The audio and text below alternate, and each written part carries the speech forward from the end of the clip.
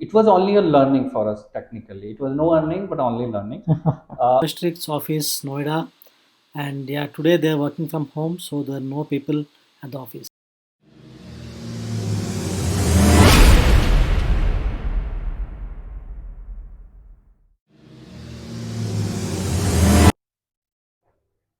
Hi Tarunji, it was nice meeting you in your office. So I'm in Delhi right now in Noastrix office. So this is, and very interestingly, there is an emotional thing to share, which is this is the first ever face-to-face interview I'm recording to niche marketers. So Right. I'm really happy about it. The first thing to do with Tarun Kumar. So Tarun Kumar is the founder of Noastrix, a performance marketing agency helping e-commerce brands to scale up to the moon. If I say that, it's not a surprise because he has been doing that for a handful of brands. So I would like to ask Tarunji to introduce about himself a bit. Thank you, Govindaji. Hello, everyone. So I've been into performance marketing from last around 6 to 7 years, and I have overall market experience of around 10 years. So, so I started, my agency known as Noastrix. So the philosophy was,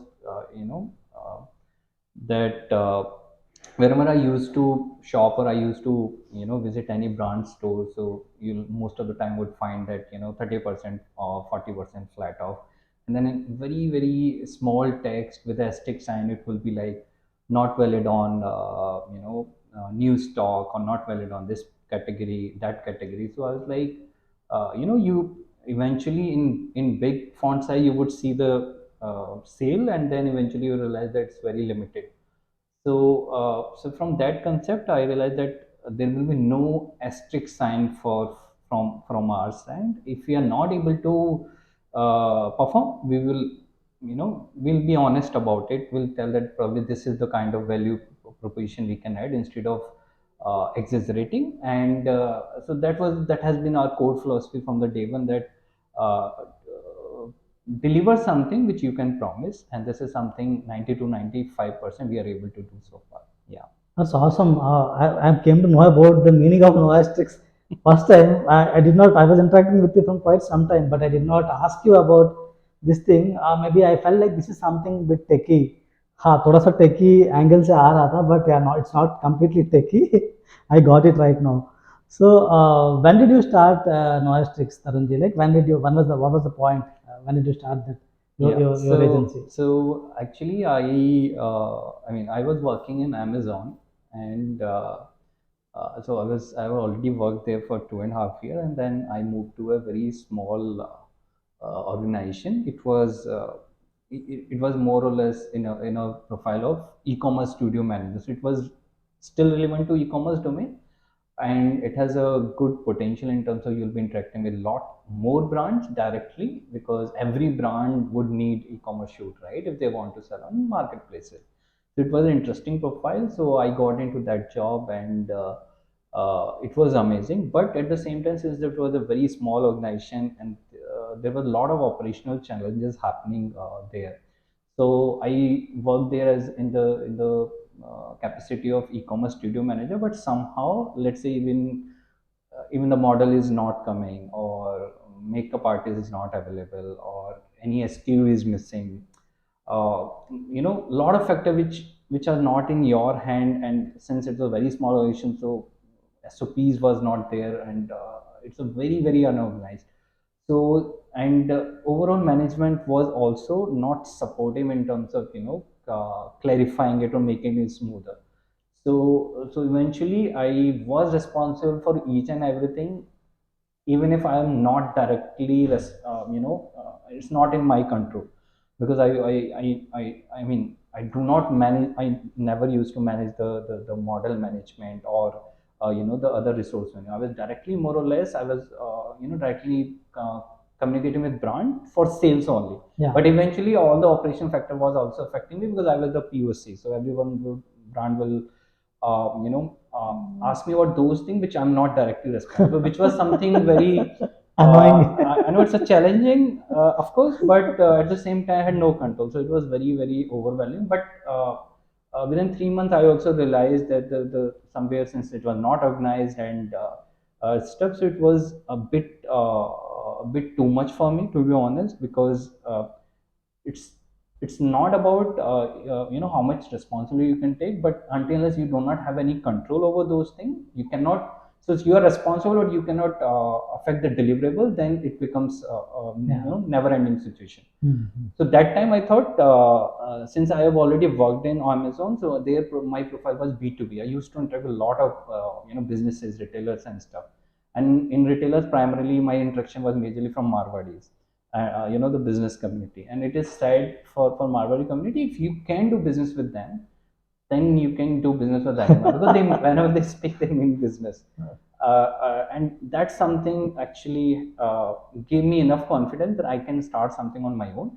Now, the reason why I got into digital marketing was, like, of course, it was relevant to my marketing, which I was already doing.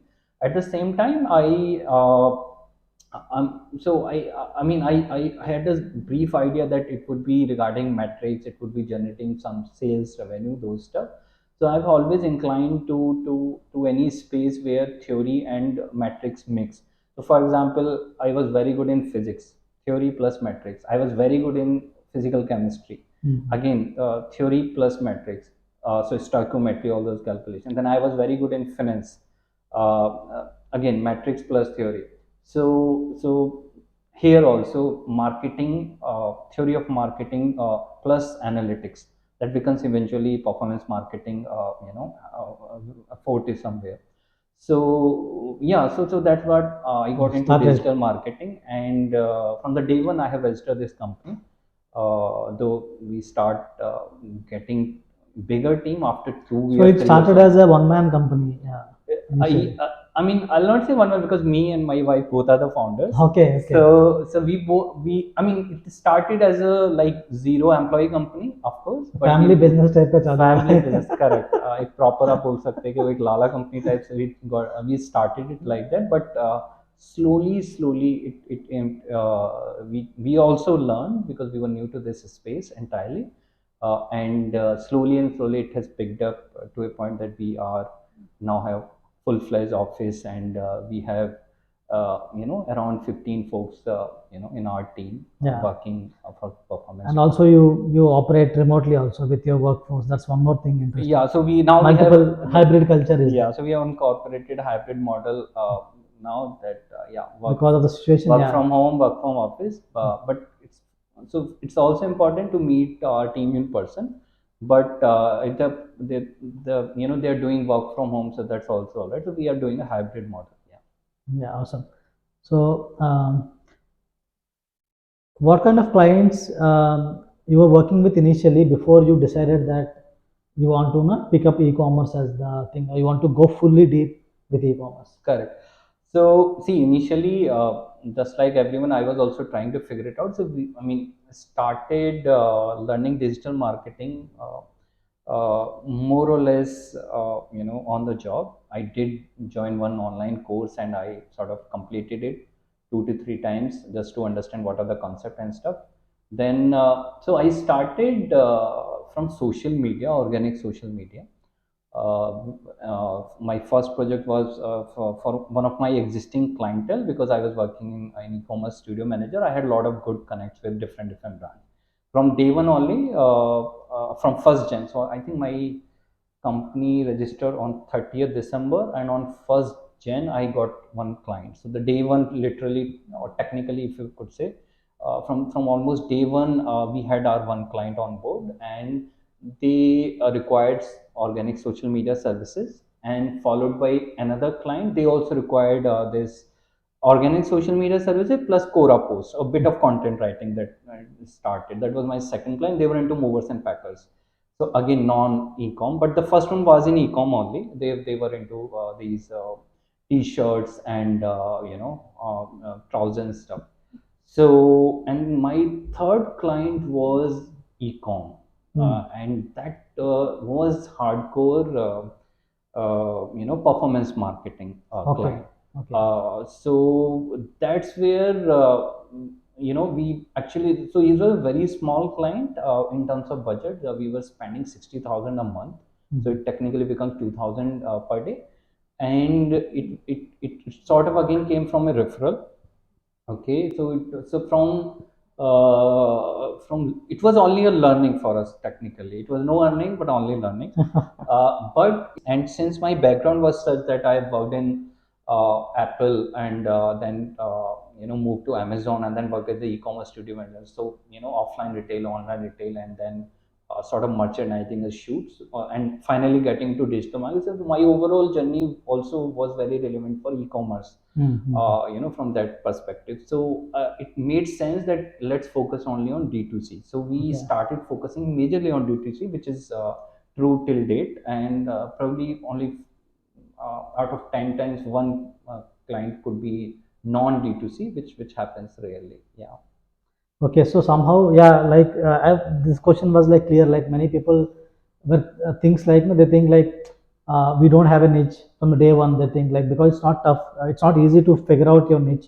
It takes some time, but within 1 year, if you're not able to figure out a niche, then it will be tough because you can't scale. It's tough to operate an agency who does everything.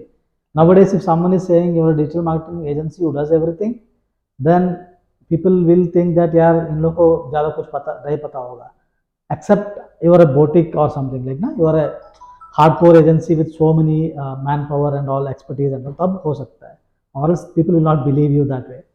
So yeah, that was an interesting insight, Tarun ji. So uh, can you name handful of brands you worked with which you enjoy, or anyone who want to you want to actually talk about? Yeah, yeah. So, I mean, we have worked for a decent number of D2C brands. Namely, so we have worked with Sleepy Owl Coffee. We are again working with them. We have worked with brand like Kamai with Arata, Master Chow, and Lovebird Studio, Okay. Shades of India, Mhm. uh, and Family House of India. Mhm. And even in jewelry, if I talk about art carrot card, and in decor we work with brand like cotton satins. Mhm. So Mix we of have, apparel yeah, and yeah. So we have worked in when it comes to D2C, I think we have worked in almost every category, mm, and uh, a lot of these brands we are able to scale up from scratch also to 10 lakh, 15 lakh, 30 lakh, even 40 lakh, and some brand from 50 lakh to 2 cr also a month.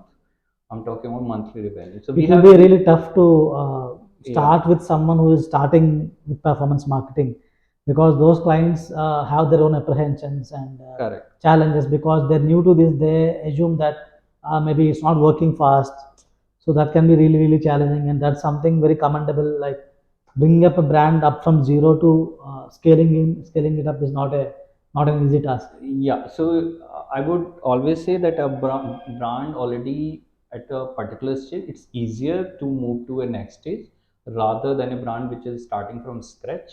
So yeah, so if, because there is a lot of apprehension, lot of panic around spending more, and sometimes a lot of impatience as well, because they have a lot of apprehension whether it could work or not, whether can we spend more money to build a foundation and then scale it up. So definitely starting from scratch to even of level of 10 lakh, 15 lakh, depending on the category, or to 30 lakh, 40 lakh, it becomes very very critical for them, because that's the stage they start getting their seed funding Yeah. or funding, because some of I mean, most of the time the startup they want to bootstrap Mm. to a particular stage, and then they go for funding. So for them, that particular stage, this is their own money, Mm. and we can't really afford to, Lose a yeah, penny. lose or test a lot of money to test a lot of Don't budget. have testing time and testing budget both. Yeah, yeah. So more expectation, less resources is That's the it's first highly starter thing. challenging. Yes, yes, So that's it is. interesting. As you are into this space now, I also know you like I think more than 5 to 5 years and all. in D2C space. Correct. So, how do you think the D2C marketing landscape is evolving? Because when like 5 years ago and now things are like quite, they have changed a lot. Correct, correct. So, what do you think like of the landscape, marketing landscape especially? Yeah. So see, initially, if we talk about last 6 7 years, so initially this Facebook started booming, for your D2C space. A lot of brands has been scaled because of Facebook and Instagram ads. So in 5 6 years, Facebook and Instagram were highly effective. They're still definitely, but the efficiency has taken a severe hit. Yes, if you do everything right, yes, they work. They still do, but the ease of ease of making Facebook ad works, that has become tough.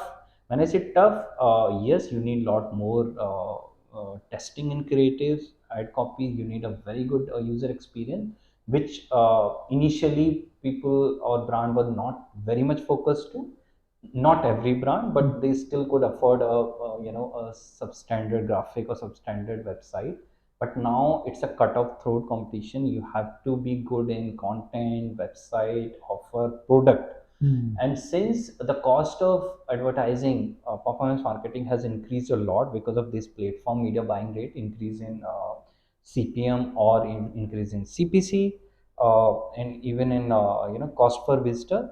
So what happens is, since their efficiency has decreased a lot, now people are more focused upon retention. They know that acquiring a new customer is fine, but to It's getting retain a tougher. yeah, to retain exist, because it's getting tougher, so you are Focus on, forced yeah. to focus upon retention marketing, which, and then I'm talking about India. I mean, so in India now people are talking about retention a lot, because of this reduction or lack of efficiency in their And performance marketing. the acquisition cost getting higher. That's one more Yeah, reason. yeah. So another point I would want to, if you have a low AOV, then performance marketing has become very very tough for you. It's almost it's always become impossible for you. For that AOV point of view, it is less than 800 900.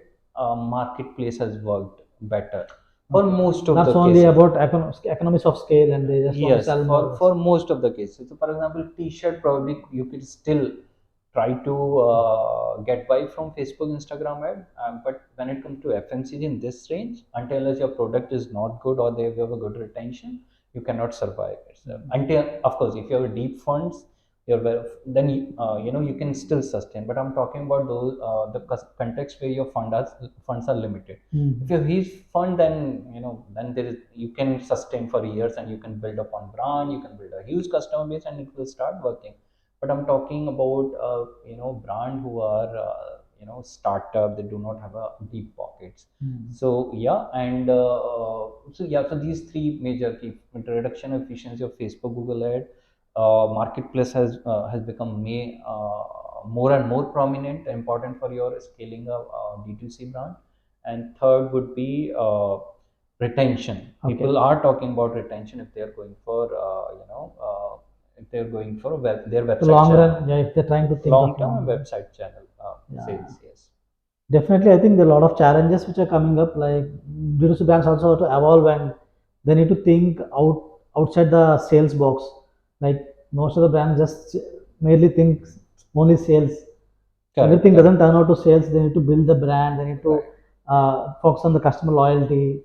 Yeah. Everything like customer service, top class customer service, Correct. and purpose driven brands. Nowadays, there are many brands that are coming and they're attaching a purpose to what they're actually selling. Correct. So there can be many ways. So like whatever you said, D2C founders should be actually taking note of this, so that they can implement and move there, because many people think that yeah, ad चलाना है यार, क्या फर्क पड़ता है, freelancer पकड़ते हैं, उसको दे देते हैं and you start running ads and फिर पैसा आने लग जाता है. So many people are still in that thought process. Many new brands, even old brands are also just they're counting marketing as something like sales आया कि नहीं आया. That's the only thing they're doing. Maybe they should think out of this box and Yeah, so evolve. they are more concerned cause and effect, that okay, I spend this money, I'll eventually get sales. So now this has changing very drastically. There used to be a time where whatever you're spending, you'll get immediately return from Facebook because the efficiency was very great.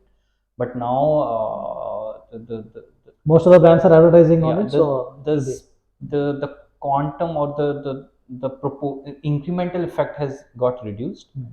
If you start from scratch, you used to get a lot more insight in a month within a limited budget. Now that thing has changed. If you have a limited budget, you may not be able to get a lot of insight in a month. You'll take 2 to 3 months even to understand whether or not. products are working or not. It would still take 2 to 3 months. And earlier it was, you can probably start in a month to understand these are the learning, and quickly start spending aggressively from second month based on your objectives. Yeah. But now the marketing has become slower. So when I say slower in terms of how to put it, not in terms of learning, but it requires more efforts.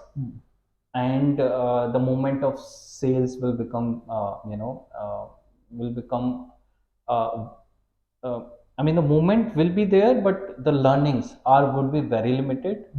If you again, in context of limited funding, if you have enough funding, then you can spend high end. You can hire tremendous resources to get higher quality creatives and everything. Yeah. But when it comes to limited funds, your the things have become more and more challenging now. Yeah. Got it, Tarunji. That was very insightful. Thank you.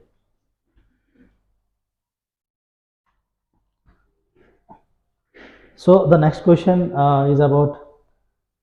So you have 6 years. You're 6 years into the agency thing, the D2C marketing thing. Yeah. So now many freelancers who provide services to businesses, they all aspire of starting an agency because they assume that maybe agency is more profitable whatsoever. So what do you want to suggest or advise to those people who are planning to start their own agency? Okay. So see, I mean, what I would suggest, there would be a couple of things that you have to understand before starting an agency. So one is like the starting phase. Okay. Like so starting would include hiring a team, probably getting registered, getting an office, which is again it's not required in the stage initial stage, and then clients.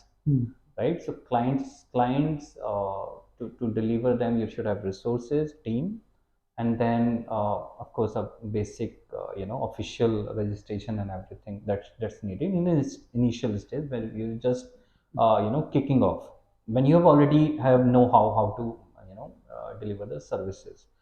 So that part is very easy. Everyone can open an agency. That's not an issue.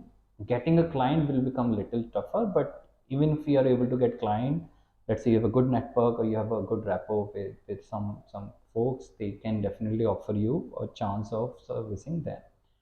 The main game starts after you get couple of client, hired folks, and then sustaining it. That becomes that's the Learning curve. yeah, that's the learning curve, but that's the only thing that is that's challenging.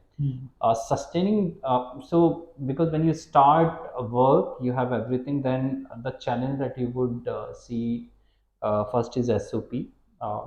Particularly in terms of performance market, it's very dynamic. A lot of things keep changing. It's also dynamic in terms of business requirement also. Sometimes they are very stressed because of lacking fund, or sometimes they're very pressurized due to investor pressure. They have to hit few numbers, and they're okay to let go the profitability at times to hit a particular target or otherwise. So there are a lot of dynamics, and you have to play in those constant. So that's one. So it also become a crucial part of client handling. The client handling is very critical, because no matter how many clients you are onboarding, until let's you have 100 plus or 200 plus folks, to get you a lot of client incoming, you can probably afford. But to start with, you have to retain your client. If client handling become a bottleneck, you will lose majority of your clients. So client handling becomes challenging, and then incoming of good clients, because if you start saying yes to every client, then also it becomes a very challenging, because sometimes a lot of clients do not have understanding of how performance marketing works.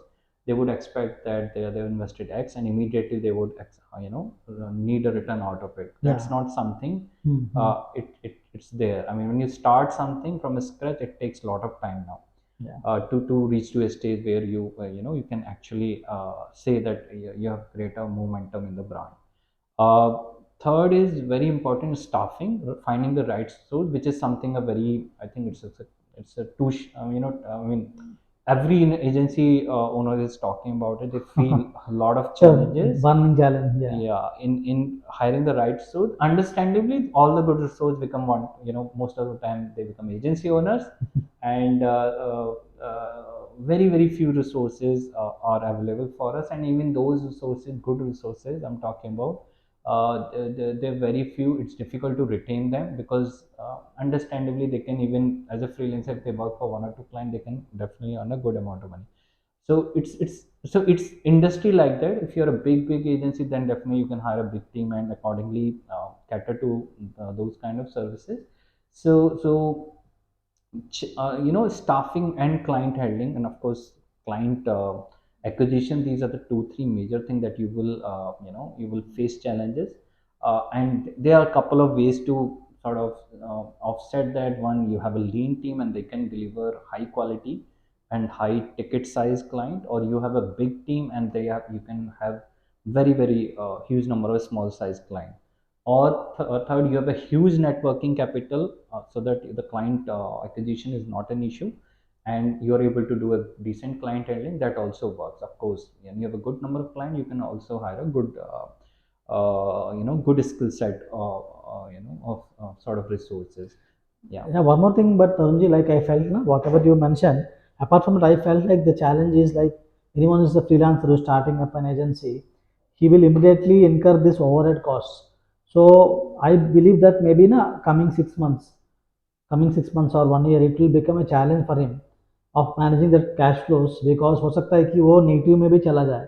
So Correct. he has to be prepared for that. Do you think like कुछ cash flow रखना चाहिए? Overhead, yes, of course. So this is, I mean, this actually works for all sort of businesses. You have to plan for cash flow for at least 6 months. If you hire resource, plan at least a 6 month salary for them and put it. I mean, don't touch that fund. It's for incurring salary heads, or if you have a office, probably you may not need office in the starting case, but in case you have a small space where your team can work. So you have to plan for at least 6 months, and don't increase any overhead just for the sake of it.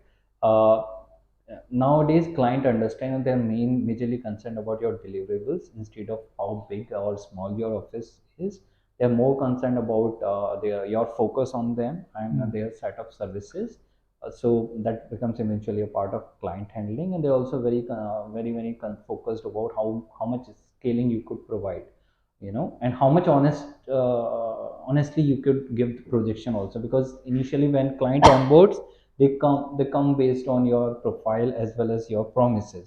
And when you're not able to fulfill the promises after effort, be honest about it and tell them upfront before they fire you. Tell them that probably it's not working out. It happens, and Sometimes there is a mismatch or alignment yeah, issue. it it, कभी business hap- model का it problem है. happens that honestly, agency tried is bad, but sometimes you're not able to provide the deliverables which a Yeah. brand is looking for. So it happens, and be upfront and very supportive about the transition. I think brand will still have a So that's a good great good tip. feedback about you. You don't think, if you're not working with them, they will think that you've done a bad job. But be sincere and make sure that you do not you do not spend a lot of time for a brand waiting for you to deliver. That's also a very severe loss for them. या that's a great tip तरंजी. Like ना कभी कभी ऐसा होता है कि maybe things do not work. हो सकता है कि performance marketing as a vertical और maybe some other specific kind of marketing you are doing, maybe it's not a better fit for that specific brand. Maybe हो सकता है it's better like with in time you convey कर दो कि आप यार it's not working. And like you said to iterate on that, na guys, the starting up, don't think of swanky office or na bringing all buying new laptops or computers for everyone who's you're hiring, all those infrastructural stuff. Start with lean setup and then you start moving up. Maybe that those are some valuable things from Tarunji. So one last question, Sure. Tarunji. So how community and networking is helpful for growing an agency or anyone who is actually into providing marketing services? As you know, I mean, we have been in touch for a while. So I told you that we also, tested performance marketing for ourselves also, vis-a-vis, referral and networking. So in our case, maximum retention has happened from referral. So if client has referred another client, that client has at least, stayed with us for a year. Okay. So, uh, so So you because mean to say they referral yeah, referral से कोई भी आता है तो आपके उनका साथ लंबा समय लाइफ टाइम वैल्यू बहुत हाई होता है. he is staying with the agency for quite some time. Yeah, and the reason is because it came from referral, and they also know that if that client has referred Trust you, factor है. yeah, so they have already delivered. So you have already done good stuff with already one brand, and they know that if you deliver with them, the other brand is referring other brand to sort of get in touch with you. So it's a huge plus until unless you don't mess it up, okay, upfront. And networking also helps because if you are well networked, people know about you that you're already working in this space. So a lot of time, inadvertently, it will eventually start a conversation that, oh, you are working with this. I also need these services. Can I explore it? So it will start as exploration, and eventually, it most of the time becomes a final association on onboarding. So networking definitely helps, and in networking also helps in a way that, even if that person does not require service, people will ask them that, you want, do you know any D2C performance marketing agency? They'll refer you. So that also, that way it also works.